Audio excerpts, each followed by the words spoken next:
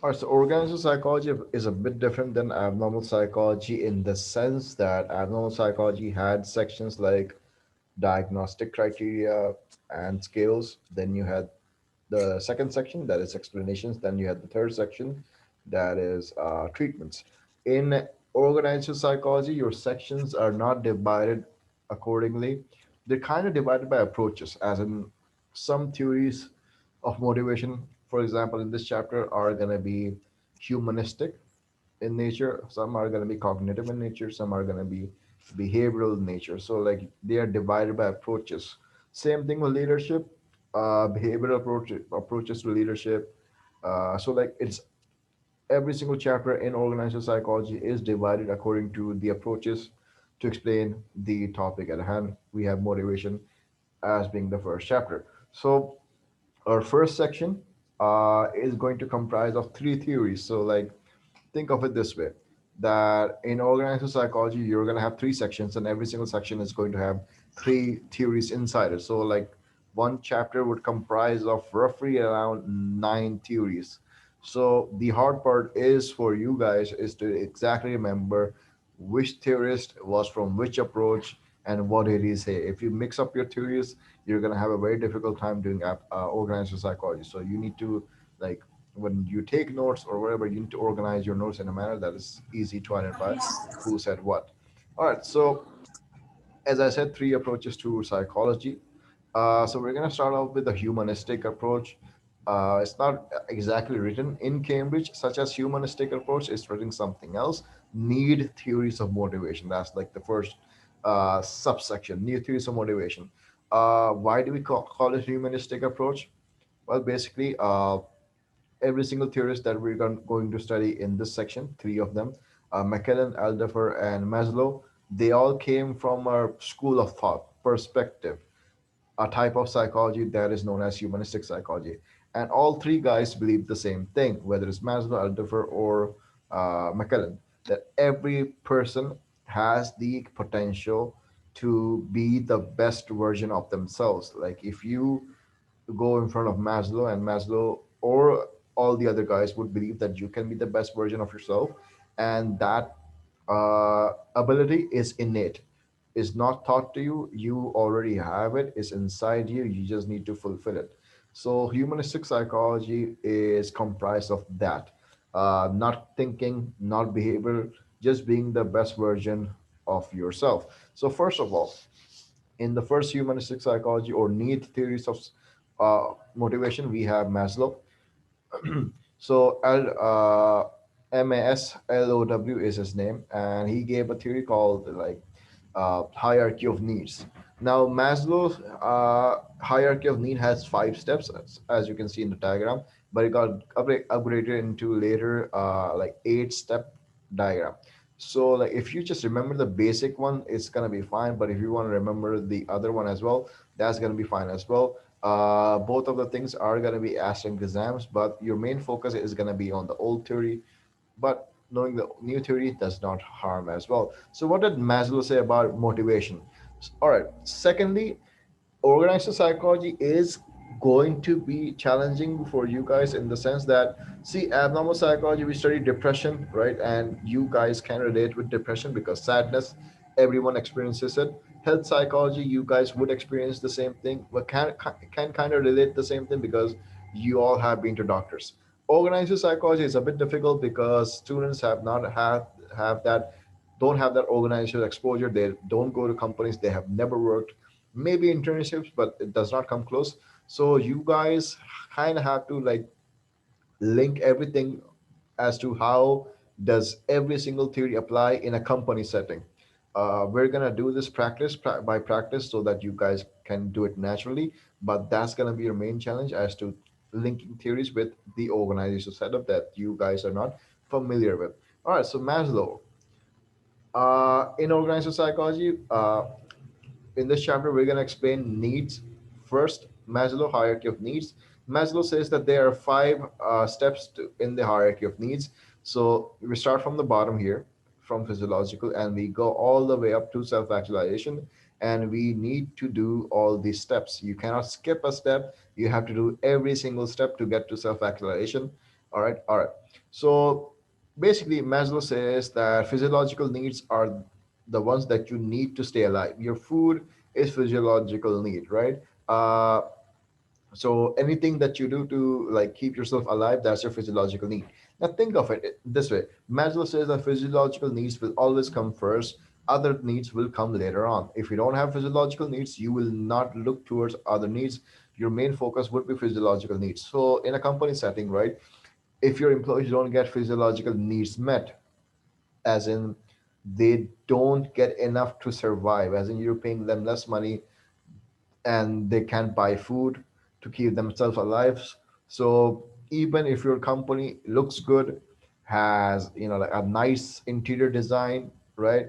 But if you don't pay your employees enough to keep themselves, like physiologically fed, they're not gonna, care about anything else. So Maslow said that according to his view, people are gonna care about physiological needs first. If you take care of that, then they're gonna think of other aspects. So the second aspect is the safety needs. Safety, according to Maslow, in an organized setup would mean that job security and livelihood security, as in let's suppose that you are a person, right? You're desperately needy for money. You get paid, so that's your physiological needs done. Or you get food, that's your physiological needs done. Now once you're fed, and once you like kind of, like you kind of have good amount of food in your belly, you're not going to think about food anymore. You're going to think about being safe. Naturally, if you are outside, you're going to eat, then build a shelter. In companies, what's going to happen? People are going to look if their jobs are secure or not. Are they going to get fired? uh, are they temporary or are they permanent employees?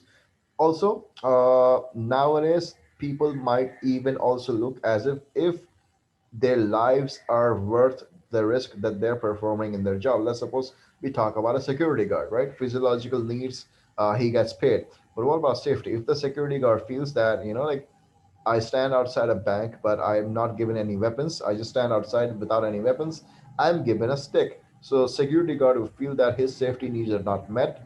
So there you have a problem. So in a company, when you apply Maslow's hierarchy, you need to make sure that every single needs are met of an employee from organizational perspective.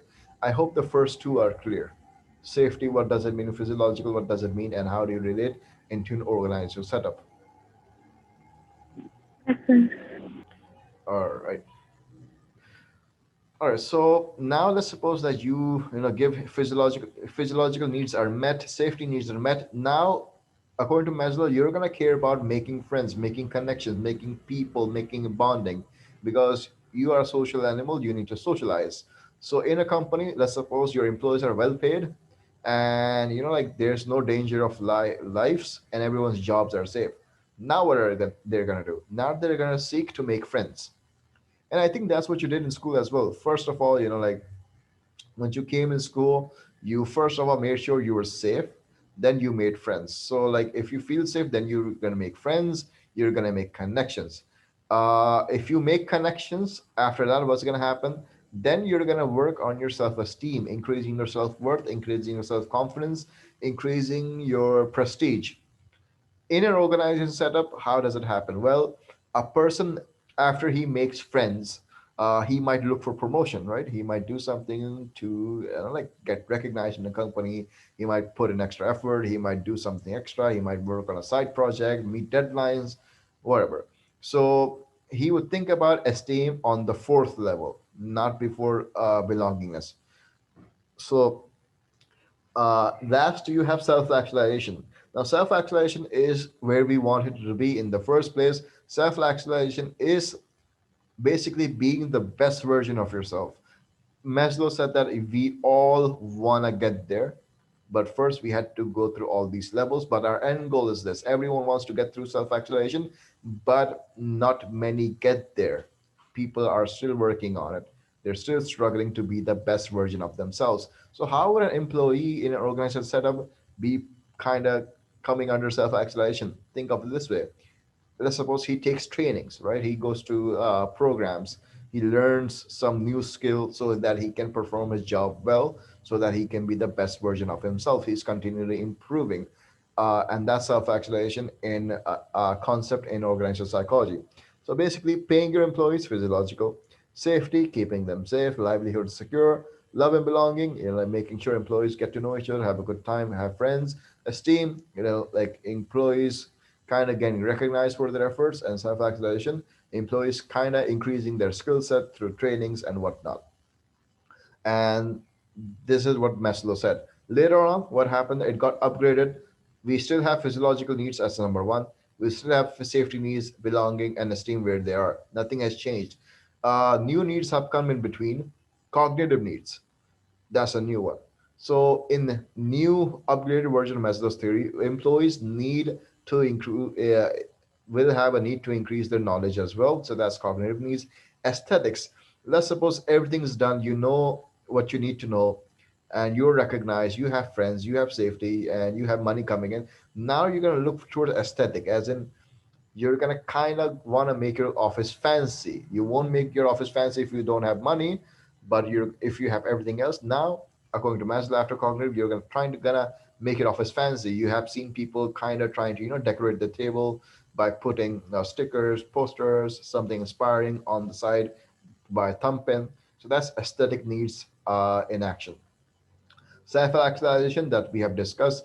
So in new theories, right after self-actualization, there's another level added. So self-actualization is not the end in the upgraded version. There's transcendence. See, self-actualization is becoming the best version of yourself. Let's suppose you do become the best version of yourself. Then what do you do? Transcendence is helping others become the best version of themselves. So let's suppose if you, Ramla, have self-actualized, now you, according to the upgrade version, are going to help Iman getting self-actualized. So helping others becoming self-actualized is transcendence. So an employee could help the other employee get better. Let's suppose a CEO is helping other employees, like get better, increasing their skill set, whatnot. So that's transcendence in organizational setups. Uh, so I've written examples of how every single need can be seen in organization. So how do you do this in basically Cambridge format? Yes, you're supposed to remember the content of the hierarchy of needs, as in what is Maslow's theory's name, how many levels are there, what does each level mean. You're supposed to give a brief description of it. So that's the summary part. But how are you supposed to evaluate it? Are you going to evaluate it same way according to abnormal psychology? Well, yes, but few more points are going to be added for organizational psychology. Nature nurture is going to be there. Individual situational is going to be there. Free will deterministic going to be there. Reductionist versus holistic going to be there. Culture bias going to be there. What else? You have scientific, non-scientific, it is going to be there. One new point that you can see seek to apply in organizational psychology is cost effectiveness. As in, is this idea going to cost a lot of money to implement, or is this idea going to save a lot of money if we implement it? So basically, what I'm looking at Maslow's theory, self-actualization theory. See, Maslow wants people to get here, but to get to self-actualization, you need to take care of every single need. So for physiologically, you need to pay people well. For safety needs, you need to keep people safe. As in, let's suppose I need to install fire hoses, fire alarms, have security guards to keep employees safe. Social needs, I'm supposed to, let's suppose, organize a picnic for my employees, self-esteem. I'm supposed to reward my employees for their efforts. It can be a pat on the back, or it can be a shield given in front of the other employees. Self-actualization is basically employees uh, kind of upgrading themselves, and like that we conduct trainings for that. We call people to teach our employees certain skills, and that costs a lot of money. So Maslow's theory is not cost effective to implement. It's very, very expensive. So it may be very difficult for an organization in a realistic setup to actually do all of this, possibly because not everyone has the resources to all of this. Some may do this, some may do that. Some may like forget safety needs. As for example, you see our local buses, right? There's no safety in that. So but like physiological needs are being met, and safety needs are not being met, and they're fine with that. All right, so that's Maslow's theory according to cost effectiveness. Is it culture bias or not? According to Maslow, we want to get here. I disagree with Maslow, as in this is universal. I'm gonna say this is culture bias because see, in our culture, it is a very collectivist culture. Collectivist culture, as in like groups are favored more than individual. Collectivist culture. So let's suppose like in our culture, we don't have food, right? Our physiological needs are not being met. Some people will still choose not to beg for food. They will choose in our culture to suffer in silence because of the concept log kya kahenge and izzat and all that. So their esteem is actually coming before physiological need. Izzat hat koi khatre mein na aa jaye, bhale bhook se mar jaye. So as you can see, esteem could be a priority for some people. Also, if you don't have food but you have people coming over, you might give them all the food you have so that like you keep that connectivity, that bonding in the community with the people that are coming to you for a dinner. So love and belonging over here then in this example may come before physiological need. So a criticism for Maslow is that some cultures may put other needs forward or other needs before physiological needs, or some cultures may have their priority different. I'm not saying that every culture does not have these five needs. Every culture has these five needs, but the order might be different according to how they prioritize this. Example: this culture, collectivist culture, Pakistan. So I'm not gonna say that Maslow is not culture bias. It is very very culture bias. This might be applicable in Western societies, individualistic cultures, but not collectivist cultures.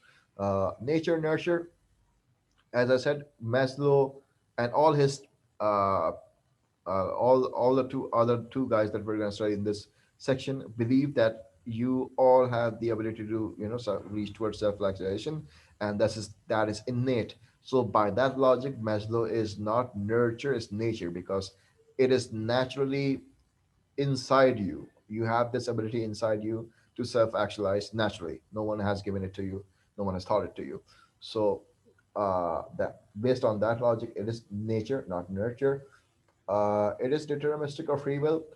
Maslow's theory is deterministic in the sense that you cannot skip a step unless and until your needs are fulfilled. So you cannot go to safety unless until your physiological needs are done. So you don't have choose. You cannot choose where to go, right?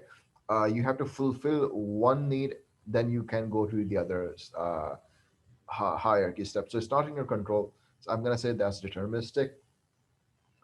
Is it reductionist or not? Depends on what you say. If you look at this theory in a perspective that like Maslow has like five needs, and he's like looking at physiological aspect and like community aspect, like self-esteem aspect, and you see like he's looking at many aspects, then you can say that yeah, it is holistic, but you're going to have to explain these aspects as well in depth. But if you look it in a way that Maslow is going to talk about needs, right? He's going to talk about the individual himself, but he doesn't talk about the situation. He's Maslow is all about what the person needs, but not the environment surrounding the person. So not Maslow does not account for cultural factors as well. So he only focuses on needs. Basically, he only focuses on self-actualization, if you think about it. So that's why Maslow can be called reductionist. Depends on your logic, whatever logic is right. If you can phrase it, you can prove it. Is it individual situational? It's individual because this is all about individual's need. We're doing nothing to, like make the situation good. It's all about satisfying the individual's needs so that the guy can go towards self-actualization or transcendence, depending on the old theory or the new theory. So that's Maslow's hierarchy of needs done. Is there any confusion regarding anything in according to Maslow, or we all good? Yes, yes. All right. What about you?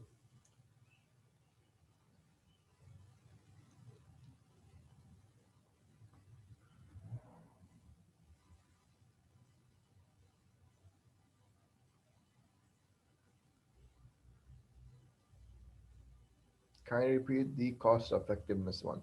All right, see, according to Cambridge, when you evaluate theories, you can also evaluate these theories in organizational psychology, especially. Are these cheap to apply, or are these very expensive to apply? Cheap will be cost effective, expensive will not be cost effective. So like think about it. If we do whatever Maslow said, if we follow Maslow's idea, it's gonna cost a lot of money to meet every need of our employees. Physiological needs, we have to pay them well. Safety needs, we need to hire security guards. Love and belonging, we need to organize picnics. Esteem needs, we need to reward people by like giving them some rewards, shields, cash prizes. I don't know. Self-actualization, you need to train your employees, and people who come to teach your employees new skill don't come cheap, they are expensive. So trainings are expensive as well. So like if we are an ideal organization according to Maslow, it's going to be expensive to do everything that Maslow said realistically. So Maslow's concept in an organization setup is not going to be cost effective. Is that clear?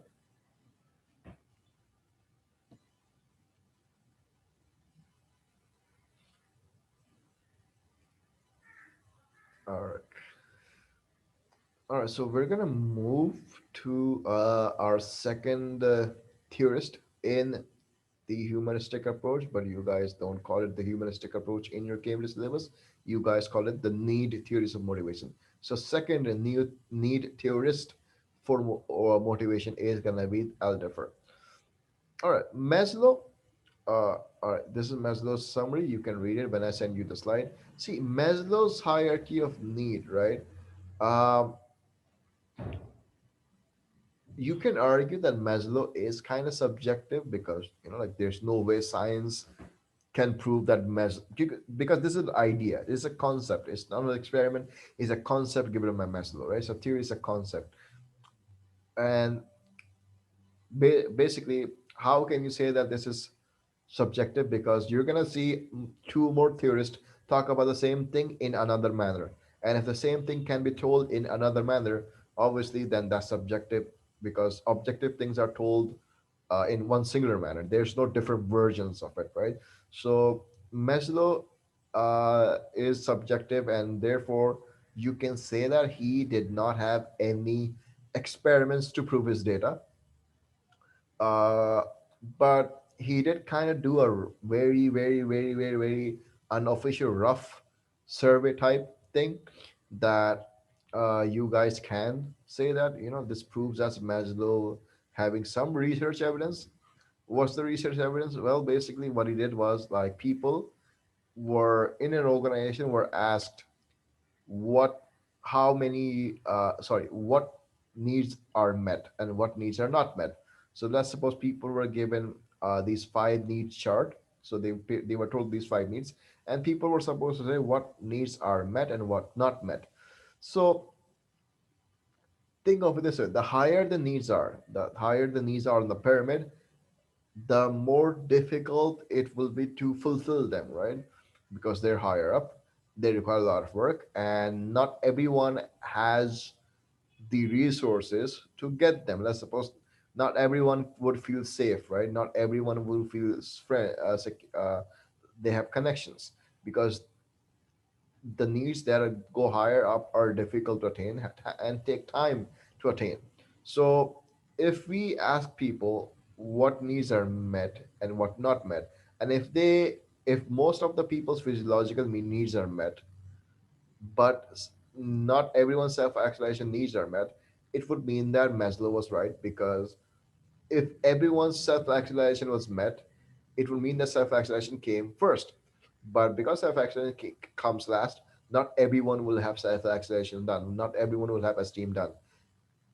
Most of the people will have physiological and safety done, because that's how Maslow explained it. So he conducted a certain survey, and the survey reflected the same thing, that people, there were less percentages of people who had these higher needs met, and there were more percentages of people who had the lower needs met.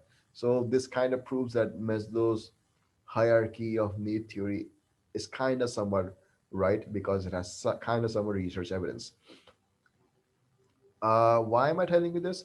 because the guy we're gonna study right now, Alderfer, he also gave some sort did some sort of experiment to prove his theory right. We don't have the experiment in detail. We just have his word to go for it. So the research he conducted was that, he is also going to talk about Maslow's hierarchy of needs, but he's going to change Maslow's theory according to his own version. The principle is going to be the same, but he's going to take Maslow's theory and he's going to change it into his own version. So his theory is known as the ERG theory. If you see this pyramid, it is Maslow's pyramid. He converted Maslow's pyramid into his own theory. So let's suppose he combined safety and physiological need into one need, known as the existential need. He combines love and belonging and self-esteem into related need, and he has converted self-actualization into growth need. So ERG, existence, relatedness, and growth. Basically, he took the same concept, but he renamed them. He combined some needs together. He did nothing new, but he did something very different. What he did, Maslow said that you cannot go to other needs if your needs are not fulfilled, right? You cannot go to social needs if your safety is not met. Alderfer did something else. Alderfer said, let's suppose you have three needs now: growth need, related need, and existence need. Idea is to fulfill all three, obviously. But let's suppose, due to some circumstances, you are able to fulfill relatedness needs, but you are unable to fulfill existential needs. If Maslow was right here, he would say you will need to fulfill existential needs, otherwise, you will not progress. Alderfer says something different. If your existential needs are not fulfilled, what you will do, you will try to compensate it by fulfilling the other need.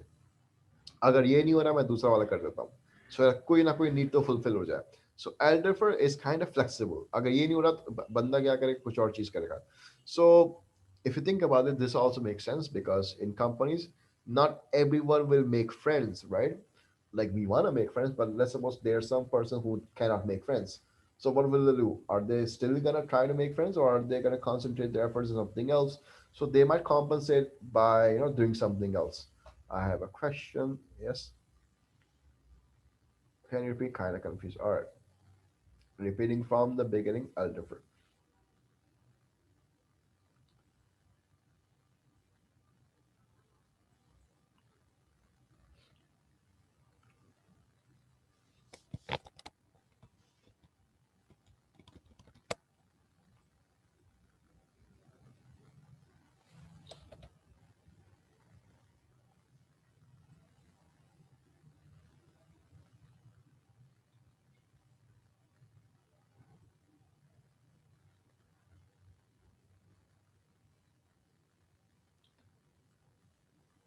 All right. Let's suppose these are like five needs. This is the physiological need. This is the safety needs, right? This is what? Love and belongingness. This is esteem. And this is self actualization. Maslow said that for you to get safety needs, you would need to fulfill physiological needs. Makes sense because you kind of go uh, in this manner. You kind of go upwards. Now we have a new guy called Elderfer. What he did was he gave three needs, right? Existence need, uh, relatedness, and growth. Relatedness and growth. And basically, what he did was he took Maslow's theory, right? He com he put physiological need and safety needs. He combined them. He combined them and named them existence need. He combined them both and renamed them both existence need. He took love and esteem. He combined them both and called it relatedness need. And he took self-actualization and he renamed it as growth needs.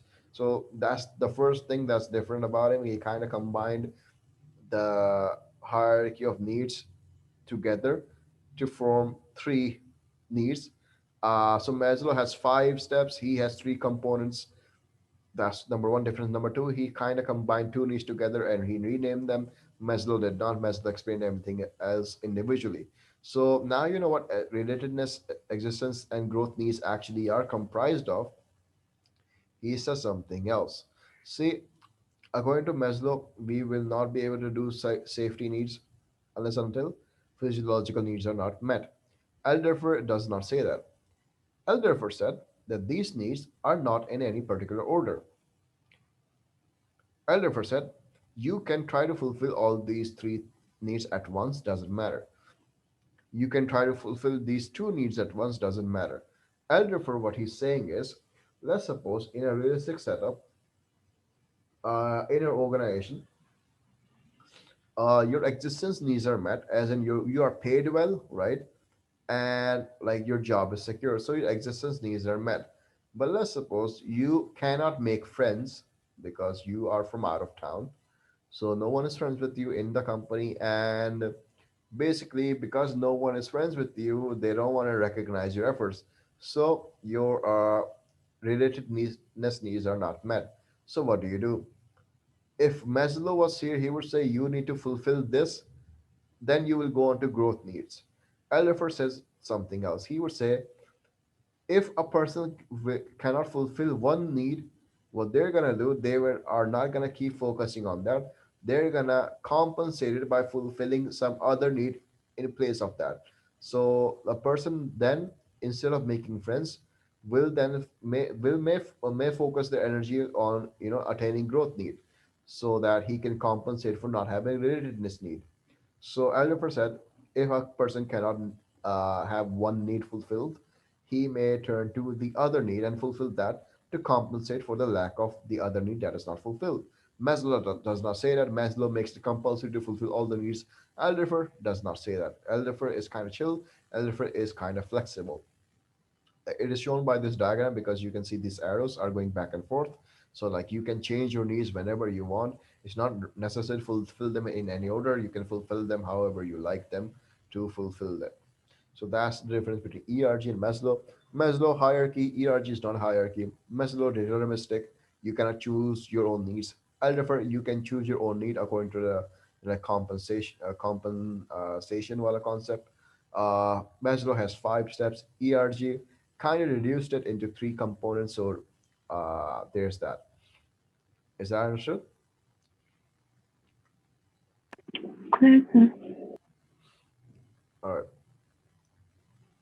So all right. So basically, what it was, he kind of tested. So like this is something risky he did, right? If you think about it, like he took Maslow's theory, kind of made it into new theory. Maslow was famous, so if he made his own theory, he would need to prove that. So he kind of did an test. Basically, he distributed out forms, right?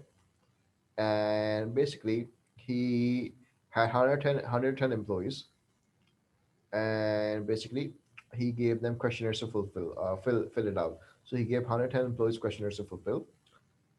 And basically, what he wanted to see was, will people choose to fulfill other needs if one need is not fulfilled, or will people follow an order set by Maslow? Basically, on the question, what he's trying to find out is, will people go according to this: physiological safety, love, esteem, or self-actualization, or will people go according to this, like some people fulfilling relatedness first, some people fulfilling existence first. So if the order is jumbled up, it means that ERG theory was right. If the order is not jumbled up, if the order is like this for every single person, it means that Maslow was right. So in his results, he found that people kind of prioritize other needs before. So some people have growth first, some people have relatedness first, some people have existential first. So based on that data, he said that my ERG theory was right, and Maslow's theory is not that accurate. Is that understood? Yes, sir. All right. So uh, basically, Maslow and Alderfer did both have their own experiments to conduct. Uh, But Alderfer is more properly done because like he took 110 people. We don't know anything about Maslow. So now if you were to evaluate Alderfer's theory, ERG, you will say it's more both it's more reductionist as compared to Maslow. Why? Maslow has five, this guy has three. So he condensed it more, right? So therefore it's more reductionist to Maslow. If you talk about the how many components he's focusing on, is it nature nurture? Again, it's nature because he's they all believe that growth need or self-actualization need is innate in a person. It does not come from some other sources. Is this culture bias? Alderfer theory, I feel, is more flexible. Uh, so because needs can be shifted around, so I will say it's not culture bias. It can fit in any culture. Uh, Individual situational, well, it is individual again because you are focusing on a person's need. You're not talking about situations again. uh, Free will deterministic, it is completely free will for Elderfer because you can choose your own needs in any order you like. So there's that. What else is there? Free will. Cost effectiveness. Well, Maslow says that you will have to do five things, right? Five things in order to keep employees happy. Elderfer says you have to do three things. Think of it this way. In Maslow, you're supposed to fulfill people's physiological needs and safety needs. Alderfer kind of combines them into both. Alderfer then says you either fulfill physiological need or safety need, doesn't matter. Existent need will get fulfilled uh, if you fulfill one of them. So according to Alderfer, if you fulfill one of them, existence need will be automatically met. But Maslow says that you need to do all of them. Alderfer says you don't need to do all of them. You need to do some of them. Therefore, it is very, very cost effective as compared to Maslow. The meeting's going to end. I'm going to restart the class because 1 hour limit is up. So I'll be right back. All right.